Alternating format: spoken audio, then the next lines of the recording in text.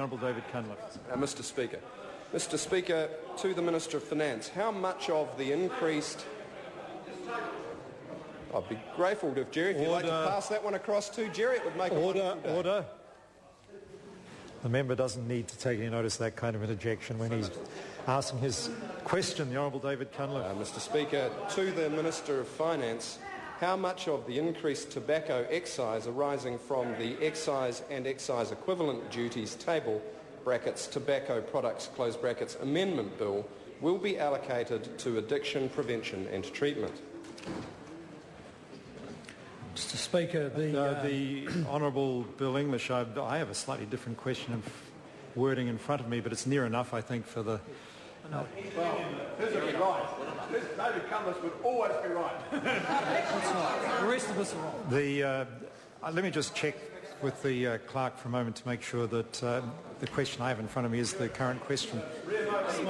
What I'll ask, to make sure the question is heard properly, ask the Honourable David Cunliffe to actually re-ask his question. Thank you, Mr Speaker. I appreciate that. How much of the increased tobacco excise arising from the Excise and Excise-equivalent duties table Tobacco Products Amendment Act 2010 will be allocated to tobacco addiction prevention and smoking cessation support and treatment? The Honourable Bill English.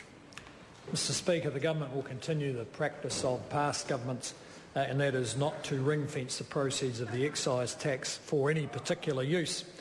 I would note that the government is spending spent $57 million in this financial year on tobacco control and smoking cessation. Honourable David Cunliffe. Mr Speaker, in the absence of formal ring fencing, as the Minister has described, will all of the extra revenue be used for health spending? And if not, what percentage will go to health spending? The Honourable Bill English. Well, Mr Speaker, in the absence of formal ring fencing, it's a bit hard to say which bit of any tax collected is used for any particular purpose. For instance, we couldn't necessarily say that we're using some of that member's PAYE to teach people how to read questions properly. We don't allocate taxation in that way. The Honourable David Cunliffe. Mr Speaker. Order. The Honourable David Cunliffe. Mr Speaker, following along from the Minister's line of logic, can he then at least guarantee that the revenue from tobacco excise will not be used to fund tax cuts for high-income earners? The Honourable Bill English.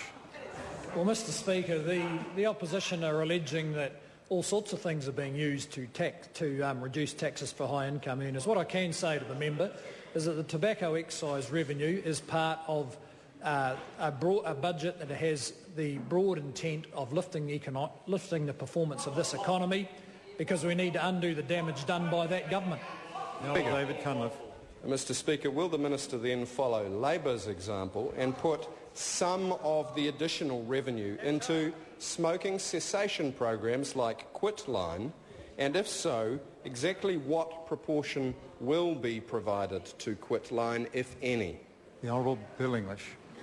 Mr Speaker, I can't think of too much in the way of policy example from Labor that we would follow, although I notice that they probably are following the example of National and opposition, and that means they're in for a pretty rough time.